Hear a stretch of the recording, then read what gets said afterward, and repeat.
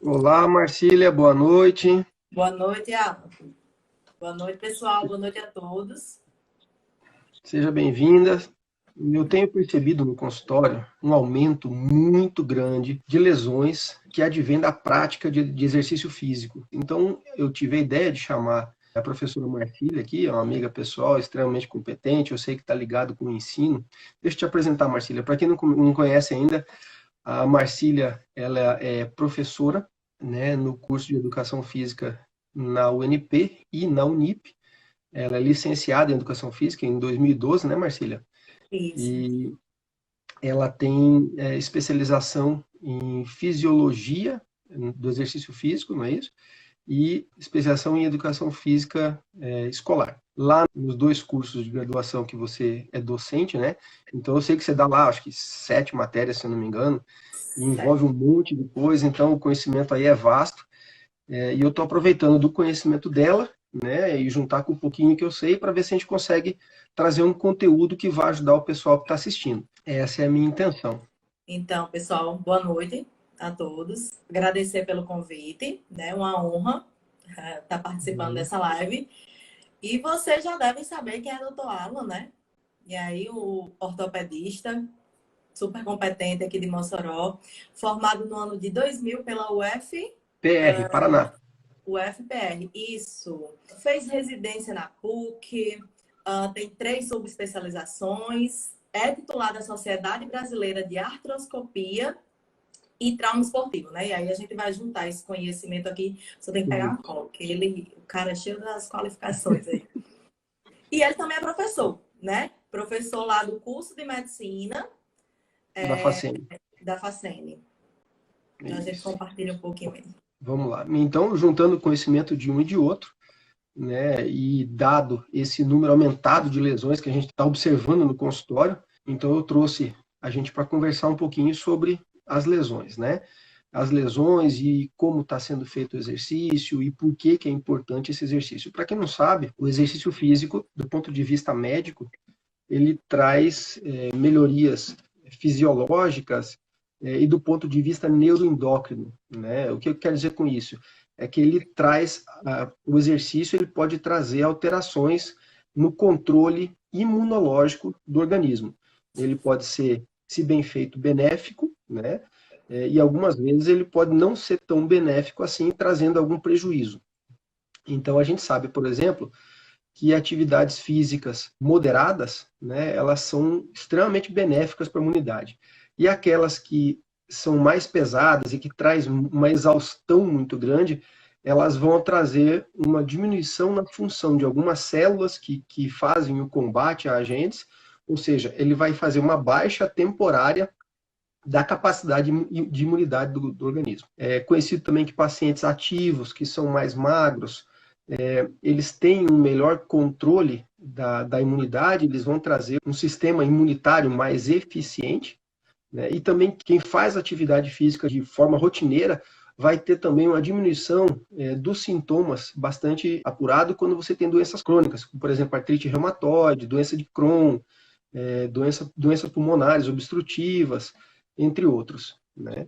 Então, tudo isso é importante do ponto de vista de exercício. E outra coisa, quando você faz exercício, quando você teria a diminuição da capacidade do sistema imunológico, que ela acontece naturalmente com a idade, o exercício vai diminuir essa redução e vai deixar de maneira bem mais prolongada a boa capacidade do sistema imunológico. Tem muita gente que confunde o que é atividade física com exercício físico. Existe diferença? Qual é a diferença?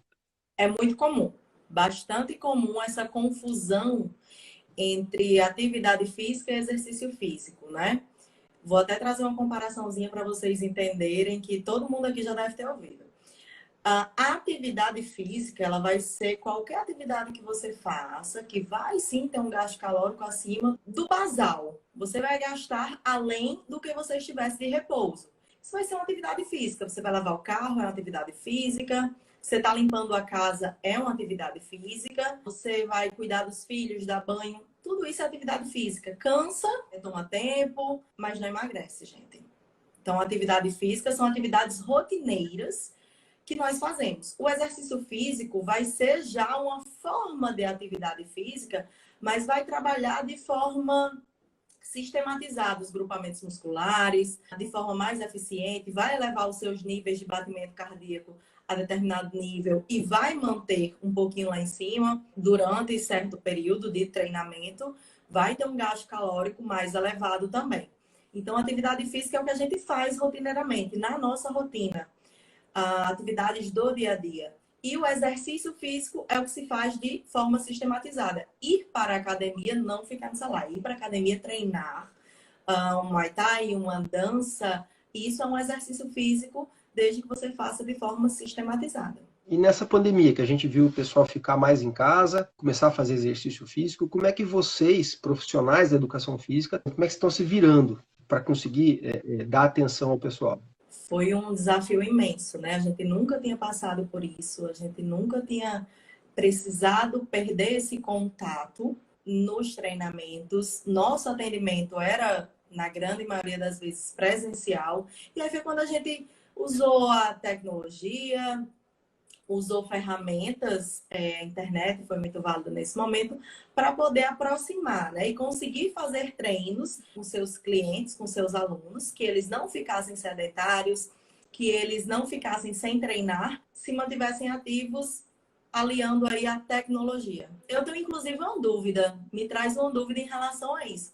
Porque o que a gente está usando, a tecnologia, tá dando treinamento, a gente vê que muita gente, por estar em casa, tá treinando bastante e tem muita gente se lesionando. Foi que você observou aí no consultório? Conseguiu observar algo desse tipo?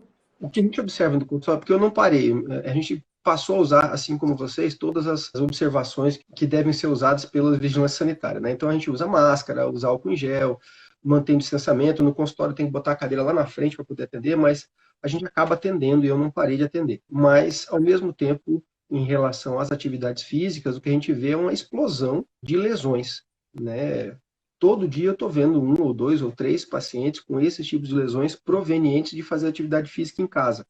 Então, houve um aumento muito grande no ponto de vista da quantidade de lesões. A gravidade, elas continuam sendo lesões relacionadas à sobrecarga mecânica.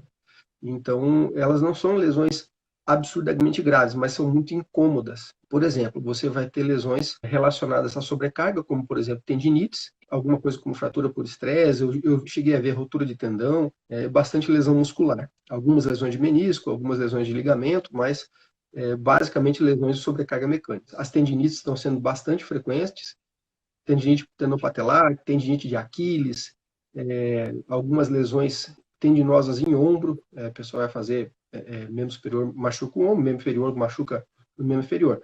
Mas a tendinite está bastante comum por sobrecarga. A lesão muscular tem visto distensões grau 1, grau 2, que são as mais leves. A mais grave seria a ruptura total, não está tendo, mas são as mais leves. Geralmente isso vai acontecer, pelo menos do ponto de vista que a gente está vendo, é pela sobrecarga. A pessoa ela aumenta muito o número de repetições, ou da intensidade, ou do peso realmente, ou diminui o pace, que é a velocidade, ou aumenta a distância. Então a gente está vendo esse tipo de lesão bastante no consultório. E do ponto de vista de exercício, o que você tem visto? A gente tem visto muita intensidade nos treinos, né? Não é difícil observar. Nós temos diversos tipos de pessoas que estão treinando nesse momento. A gente tem aquele que sempre treinou, sempre foi ativo, tem uma consciência corporal, tem uma constância muito boa e quer se manter. Mantém o seu nível de atividade física, claro, dentro das limitações. A gente não tem o mesmo suporte que temos numa academia, mas a gente adapta tudo. E a gente vê quem quer fazer milagre. Passou a vida inteira comendo fast food, exagerando na comida, passou o tempo todo engordando e quer emagrecer tudo. Então, tem os que se mantêm, mas tem os que estão esperando aí um milagre. Claro que também tem os sedentários, né? Que estão aproveitando uma desculpinha, estão ficando parados. Então, tá bem diversificado esse público aí. E dentre todos, claro, os sedentários também preocupam, mas dentre todos esses que querem fazer milagre, é o que chama muita atenção, né? Porque vai impactar numa diversidade de coisas aí no nosso organismo, a nível muscular, a nível imunológico, como você já falou, tudo isso. Então, tem uma grande diversidade se dividindo aí muito em sedentários, quem quer manter e quem quer fazer milagre. Pegando um gancho aí que a gente observa muito, é que o pessoal está sempre falando no consultório, olha, eu estou fazendo atividade física, mas eu aumentei o quanto eu como, né? Então, existe essa relação que o pessoal ele tá fazendo exercício, mas ele está comendo muito mais também. Então, no fator nutricional aí, vai pro brejo essa história, né? Então, ele tenta emagrecer, mas não vai conseguir tanto. Tem muito disso. O pessoal está em casa. Você está em casa, é diferente de quando você está. A gente passa por isso também quando está em casa. Você ainda está indo para o consultório, trabalhando de casa. A gente está em casa e aí fica lá comida mais disponível, você passa o tempo inteiro. Muitas vezes no trabalho a gente não tem essa facilidade, né? Na correria não dá para parar para comer e acaba muitas vezes deixando para lá ou come nas pressas. Em casa é mais fácil. E tem esse pensamento. Ah, mas eu treinei, eu posso comer então. Tem essa É. lei da recompensa imaginária. Uma coisa que eu tenho visto também, que quando, por exemplo, os pacientes falam, não, doutor, quando eu estava trabalhando, ele ia treinar, por exemplo, só uma vez ao dia, ele ia treinar, trabalhava durante o dia e ia treinar à noite. Aí nesse treino da noite, como ele era bem supervisionado, então ele tinha uma pessoa que estava sempre falando assim, olha, hoje vamos treinar, por exemplo, a 60% do teu ritmo. E a pessoa treinava. Aí, dali a pouco, ela ia treinar de novo, quem estava acompanhando, quem estava supervisionando, e aumentando gradualmente. Do ponto de vista do exercício físico, existe alguma recomendação, de maneira geral, quanto tempo se deve fazer de exercício por dia? Existe isso? Temos. Nós temos uma recomendação da OMS que ela varia entre 150 minutos a 300 minutos semanais.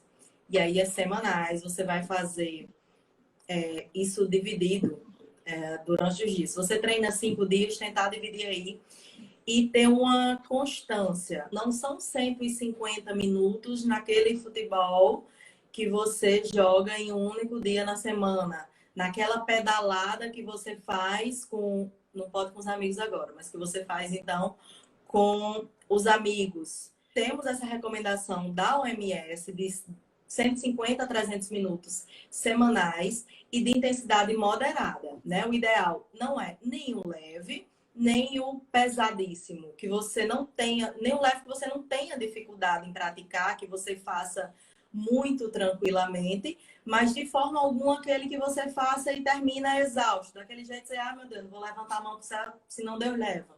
Também não Uma pode. maratona, por exemplo. Maratona seria um exemplo de uma coisa muito pesada, né? Ou um ritmo muito. Você fazer um pedal, por exemplo, de 100 quilômetros ou 200 quilômetros. Né? Quando você está acostumado a fazer 20, por exemplo, você exagerar. Né? Se você está acostumado a fazer 20 quilômetros e de repente, porque você entrou de férias, tá na quarentena, você não tem compromisso, quer fazer 100 quilômetros, não é indicado. Aí, se você já fazia os 100 quilômetros antes, e se você já tinha esse condicionamento físico, aí sim. Então, tem sempre esse balanço aí de identidade, né, das suas possibilidades, das suas limitações. Não tem um único treino, não tem uma receita de bolo, não tem uma única forma de fazer atividade física. Vai ser sempre o que é que você fazia antes, qual o seu condicionamento físico, como é que você vai fazer agora? E manter aí dentro dos limites médio. Nem leve, nem mais. Eu vou furar um pouquinho nosso script, né? Só para poder adiantar. A gente vai falar isso daqui a pouquinho, que é necessário você ter uma supervisão. Mas Bastante. a prescrição do exercício físico vai de acordo com cada pessoa, de cada objetivo e de tudo que você precisa ter para poder chegar lá. Não é isso? Isso. Os 100 quilômetros, se Alan fazia 100 quilômetros de maratona, é Alan que faz. Eu não posso fazer não, tá, gente? Cada pessoa vai ter um objetivo e vai ter um tipo de capacidade respiratória, capacidade muscular, memória, condicionamento diferente, e cada pessoa vai ter uma maneira de evoluir diferente. Existe uma recomendação de quanto que a gente pode aumentar semanalmente ou mensalmente na carga de exercício? Também tem uma análise, né, individual, depende de como você está fazendo, depende da sua frequência, de quanto você evoluiu, Não é, digamos, você vai poder aumentar, não estou falando isso, tá, gente? É um exemplo. 15% aqui na semana. E aí 15% para a Alan não necessariamente vai ser 15% para mim.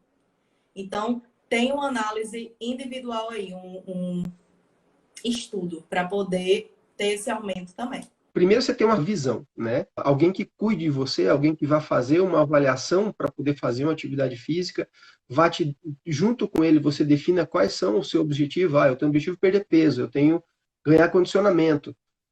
Olha, eu já corro, por exemplo, 5 quilômetros, eu quero chegar em 15, eu quero chegar em 10. Isso vai levar um tempo de treinamento, de acordo com a tua capacidade, vai ser reavaliado durante esse percurso, tudo pelo educador, né? Ou pelo profissional da educação física. Exatamente. Tudo isso vai ser avaliado nesse caso. Se tiver algum problema de saúde, alguma patologia, aí o profissional de educação física vai ter que estar em contato e saber como é que anda toda a situação clínica do aluno para poder evoluir, adaptar, mudar o caminho para fazer o treino que seja o ideal. A gente tem visto também, por exemplo, algumas dores, né? Dores musculares, por exemplo, e o que a gente percebe, eu pergunto como é que a pessoa faz isso, porque quando a pessoa vai com uma dor, eu tenho que mais ou menos não, eu tenho que entender o que está acontecendo com ela e tentar chegar num porquê que está levando ela a ter dor. Então, isso faz parte da anamnese, que a gente chama, e eventualmente vai fazer exame físico para se chegar no diagnóstico. Uma coisa que a gente percebe são pessoas fazendo exercícios numa postura incorreta. Você consegue comentar alguma coisa sobre postura durante a prática? A postura, ela é essencial, ela é primordial, né?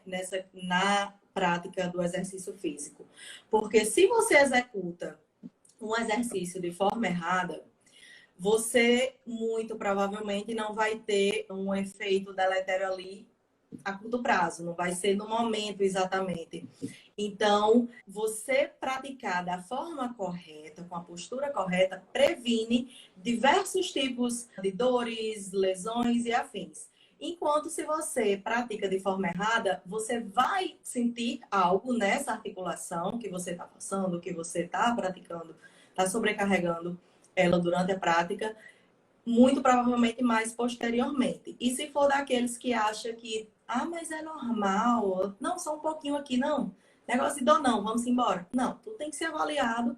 E no caso do profissional de educação física, tá, gente? Tá treinando o aluno, tô sentindo dor no joelho. E aí começou com esse aluno. Não é uma dor tão simples, essa dor tá recorrente, essa dor tá intensa. Encaminha para o ortopedista. Uma outra coisa que a gente sempre bate na tecla, pelo menos eu gosto muito de falar no consultório, que a pessoa ela tem que ter um objetivo no treino, né? Para você chegar no teu objetivo, você tem que saber onde é que você quer chegar. Então, quando você vai treinar, por exemplo, você vai falar assim, não, eu vou perder peso. Talvez seja um dos objetivos mais comuns. Tem gente que fala que quer ganhar mais condicionamento. Tem gente que quer hipertrofia, ficar hipertrofiado, fortão, né? Existe alguma associação com o tipo de objetivo que você coloca com a necessidade de um treino diferente, por exemplo? Eu sei que é muito discutido isso ainda, mas quando você faz alongamento, quando que você deve fazer aquecimento? Qual que é o ponto de vista de vocês? Boa pergunta. O alongamento, ele é uma valência física essencial. Ele tem que ser praticado, ele tem que ser feito. Porém, nós temos uma divergência na literatura muito grande em relação ao momento de se fazer o alongamento, principalmente no que se refere ao treino de força.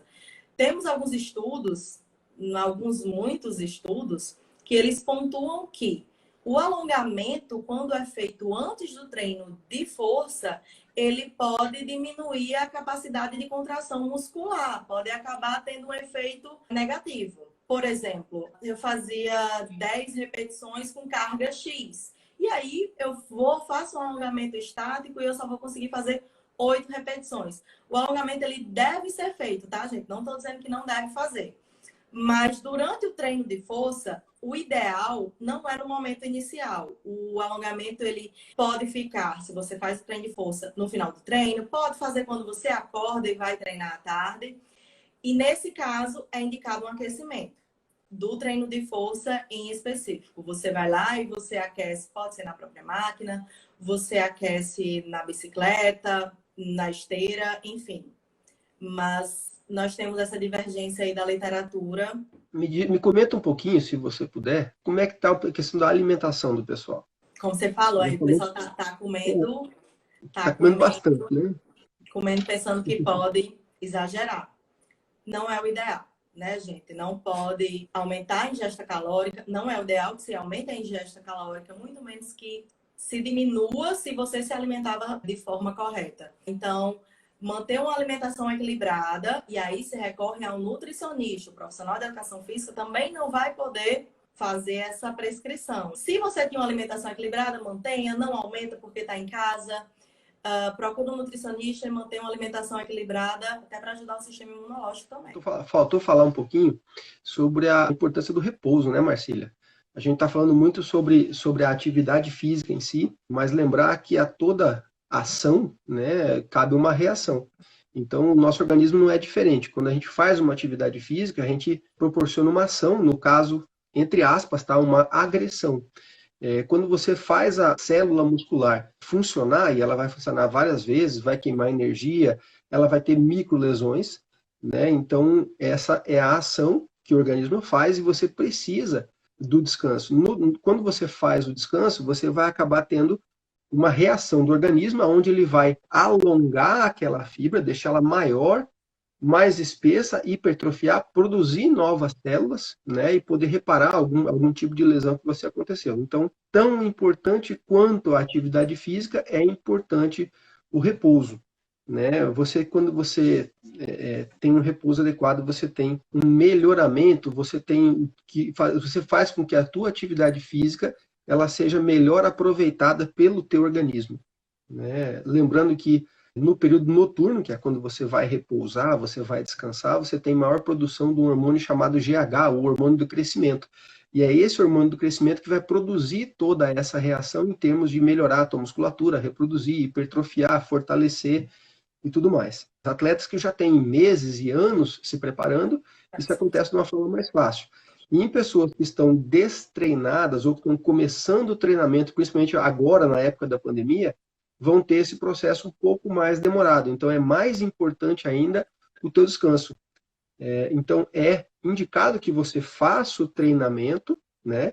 Mas tem que ter o repouso, tem que ter o intervalo. Se você fizer direto, todos os dias, o mesmo treinamento, um treinamento muito próximo um do outro, no ponto de vista tanto de tempo como de modalidade, você acaba se machucando e não tem tempo para recuperar. Aumenta a incidência de lesão muscular, aumenta a incidência de tendinite, de roturas tendinosas, de processos inflamatórios, até fratura por estresse pode acontecer. Já vi agora também na pandemia. Então, é importante que você consiga ter esse repouso. Uma sugestão que a gente dá sempre é alternar o treino, né? Você faz, por exemplo, um dia você faz membro inferior, no outro dia você faz membro superior. Enquanto você faz um, você descansa o outro, e vice-versa. Se possível, também fazer o que a gente chama de cross-training, né? Poder fazer treinos de modalidades diferentes em dias diferentes. Então, você acaba aproveitando mais agrupamentos musculares e tendo mais repouso ao mesmo tempo. Então, nós temos, sim, é super indicada essa questão do repouso. Não tem como, você tem que deixar o seu corpo se recuperar. Às vezes, a pessoa pensa que o personal não quer treinar, não quer passar o treino, enfim, o que seja. Mas tem que ter esse descanso. Ainda que você treine todos os dias, você alternar os grupamentos musculares, sim. Eu queria já perguntar uma coisa aqui, que eu acho que seria interessante para a gente poder entrar no próximo tema. Nós tivemos uma pergunta aqui sobre esses desafios de emagrecimento durante a pandemia, onde você tem um desafio, vai fazer esse desafio, mas geralmente você faz desacompanhado ou você faz sozinho em casa. Né? O que você acha? Qual que é o ponto de vista de vocês, profissionais da educação física? Eu anotei até essa pergunta aqui também. É uma questão que me dá nos nervos, essa questão desses desafios. Por quê? Emagreça 10 quilos em 15 dias. Gente, não tem como, isso não é possível. Como é que você vai emagrecer 10 quilos em 15 dias? Isso não é saudável. Ainda que aconteça, não é saudável. Além de que esses desafios estão trazendo algumas modalidades que são modinhas, que não é todo mundo que pode fazer, que tem muito impacto, que tem um alto gasto calórico e a pessoa era sedentária e entra no desafio de emagrecimento. E esse desafio não tem nenhuma anamnese, não tem nenhuma individualização, não acontece nada, entendeu? O mesmo treino para todo mundo, a mesma receita de bolo, faz pelo que seja. Então, eu acho que fujam disso. Fujam disso. Não existe emagrecimento fácil, não existe mágica. Se você demorou 2 anos para ganhar aquele peso, então tenha paciência para pelo menos esses 2 anos. Se você for perdendo devagarzinho antes, perfeito. Mas a paciência. Lembrando que não é na parte médica, acredito que vocês também, o que a gente comenta é que precisa, se você leva, por exemplo, 1 mês para perder 1 quilo, você vai levar mais 3 para estabilizar a perda desse 1 quilo. Se você levar, por exemplo, 3 meses para perder 5 quilos, você vai levar mais 9 para estabilizar essa perda desses 5. E provavelmente, se você não continuar fazendo atividade física, você vai ganhar de volta os últimos 5 quilos. Então, perda de peso muito rápido, de maneira geral, não é uma coisa muito interessante. Você tem a tendência de ganhar esse peso de novo. E não é nada saudável, né? Não é nada saudável, claro que não é. E altera a imunidade, altera a resposta, te traz lesão, não é uma coisa interessante. Alguém perguntou se essas orientações servem para dança. Servem sim. Isso é uma coisa natural para todas as atividades físicas. Dança que você deve estar falando é dança como esporte ou como exercício físico, né? A dança recreativa você vai fazer eventualmente, não é uma coisa que você faz todo dia. Mas na dança seria a mesma coisa. Exercícios aeróbicos, dança, jazz, balé, todas essas modalidades têm o mesmo ponto de vista. Tudo tem que ser orientado, tudo tem que prestar atenção na execução correta, tempo, na intensidade, tudo. Seja dança, seja musculação, qual seja o exercício físico que vai ser praticado, exatamente. Eu vi uma pergunta aí sobre estralos no joelho, se é normal. É normal ter esses estralos aí? Vamos lá. O estalido articular, o estralo, é até certo ponto normal. Ele pode ser anormal quando ele vem acompanhado de dor. Né? Tem muita gente que consegue estralar dedo do pé, dedo da mão, o joelho, ombro. É normal. Tá? Se vier acompanhado de dor, aí tem que prestar um pouco mais de atenção e de ser examinado. A dor, quando você tem dor, você pode ter alguma coisa dentro da articulação solta, você pode estar passando alguma coisa em cima de alguma coisa que não seria tão saudável assim. Então, se vier acompanhado de dor esse estalido, sim, você deve procurar um médico para poder saber o que está acontecendo. O estalido é a reprodução sonora da energia cinética dissipada do passado líquido da articulação. Transformado em miúdo é quando o líquido articular corre rápido na articulação, ele emite uma energia que ela vira som e dá o estalido. Então, se doer, não é normal. Se doer, deve procurar um colega para ver o que está acontecendo. Perfeito. Eu vi uma pergunta aí em relação à ansiedade. Se as atividades para ansiedade, qual a atividade física recomendada, né? Não consigo mais ver aqui a pergunta inteira, era uma pergunta até um tanto extensa. Eu perguntava se o treino deveria ser leve, moderado ou pesado, qual que é o mais indicado? Então, de toda forma, moderado. Qual tipo de treino? Vai depender das suas possibilidades, do que é que você pode ou não fazer, das limitações, do que é que você fazia antes, do nível de condicionamento físico. Então, tem diversas variáveis aí que vai ajudar a definir qual treino que você vai fazer, mas de toda forma, intensidade moderada, gente. Outra pergunta que tinha sobre os aplicativos. Aplicativos, se são indicados? Não. Essa pessoa não viu sua individualidade biológica, ela não analisou o que é que você pode ou não fazer. Como é que ela vai lhe prescrever um treino? Né? Então, assim como os desafios, esses treinos, não só de aplicativo, tá, gente? Aquele treino que você simplesmente vai lá, nunca fez, bota lá na internet e tá lá seguindo, não é indicado.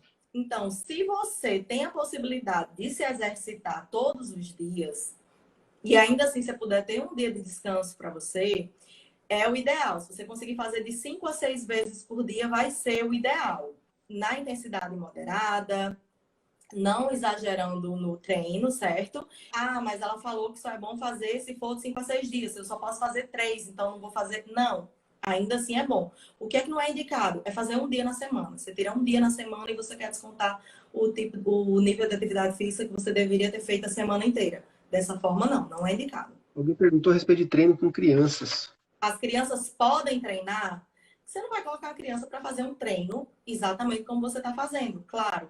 Mas você está treinando em casa, a criança quer lhe acompanhar da forma dela, de forma que esteja brincando, é perfeito. Ela vai estar lá se exercitando, uma vez que ela precisa gastar essas energias, ela precisa desse movimento físico, ela precisa também desse exercício físico, mas a forma dela é com mais paciência, com mais calma, de forma mais flexível. Foi com as lesões mais comuns, né, que está acontecendo nos treinos dentro de casa. O que eu tenho visto bastante são 3 tipos de lesões. As lesões musculares, por exemplo, lesão da coxa, do quadríceps, lesões de adutores, né, que é a musculatura que fecha as pernas, vamos dizer assim, e lesões musculares na lombar.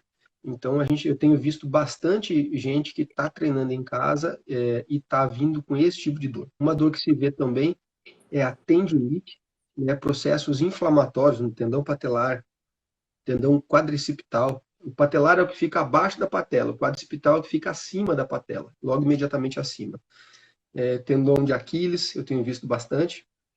E a terceira lesão é a própria condromalácia. A gente tem um aumento do processo inflamatório da cartilagem do joelho, né? Então, eu vou comentar da condromalácia em seguida. Mas, então, o que eu mais tenho visto no consultório são as tendinites, as lesões musculares, principalmente de coxa, panturrilha e lombar, e a própria condromalácia. A condromalácia, para quem não conhece, a condromalácia é um processo que, ao mesmo tempo, ele é inflamatório, né? E, ao mesmo tempo, ele é degenerativo. Ele vai tirando camadas, lâminas de cartilagem, até que a cartilagem vai ficando esburacada. Então, a condromalácia, ela tem vários graus, né? Tem um que é só o processo inflamatório, o 2 ele faz uma fibrilaçãozinha, o 3 ele começa a escavar e o 4 já está bem escavado. A condromalácia acontece geralmente por um desequilíbrio biomecânico. Ou seja, quando você vai dobrar o teu joelho, a patela, a rótula, ela raspa com um atrito maior no trilho dela, lá no fêmur, e tem esse processo inflamatório degenerativo acontecendo. Isso é uma coisa, claro, que demora certo tempo, e geralmente você tem que ter um desequilíbrio.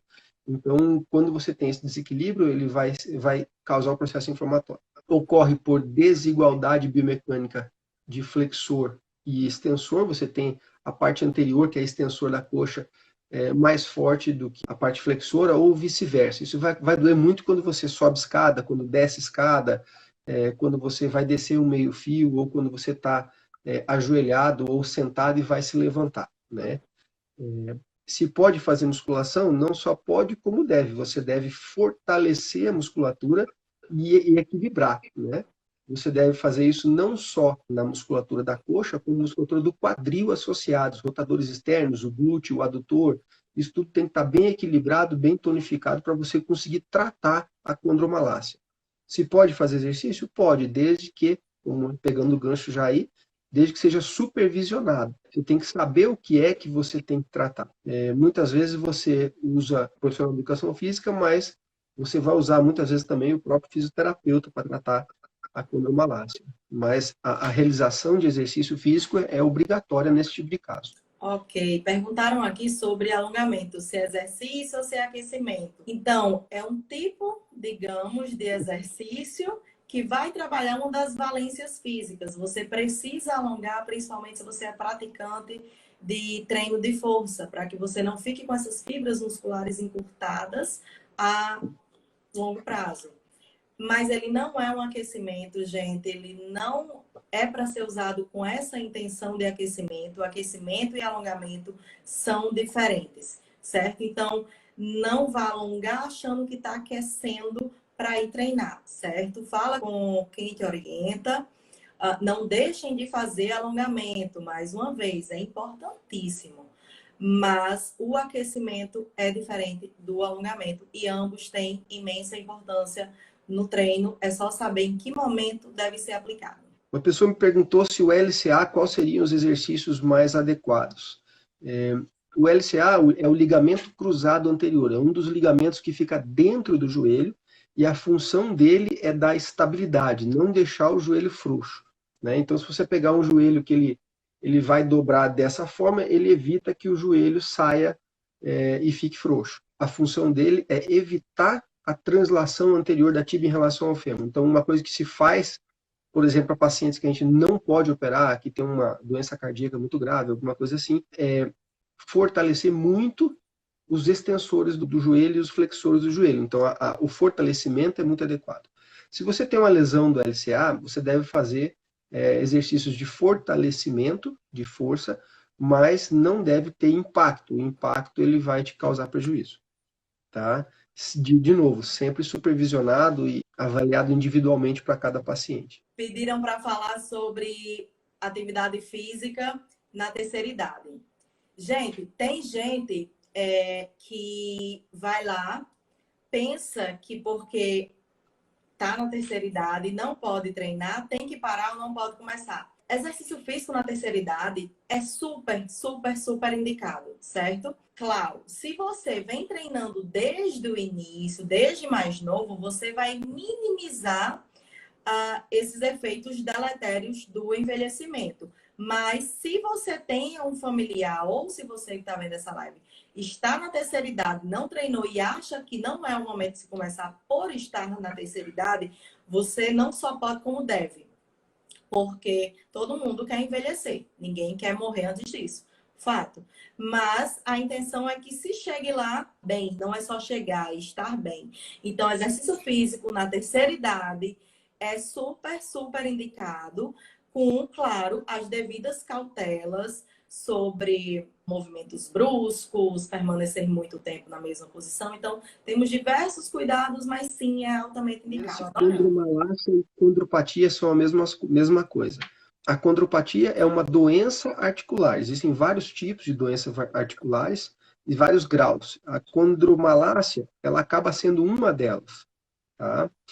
A próxima pergunta é a respeito do CrossFit. Se o CrossFit ele tem impacto. Tem. O CrossFit é uma coisa que teve uma explosão na quantidade de praticantes nos últimos 2, 3 anos, vou dizer assim. Aumentou muito na nossa região, principalmente. E é uma atividade física que ela tem bastante impacto, né?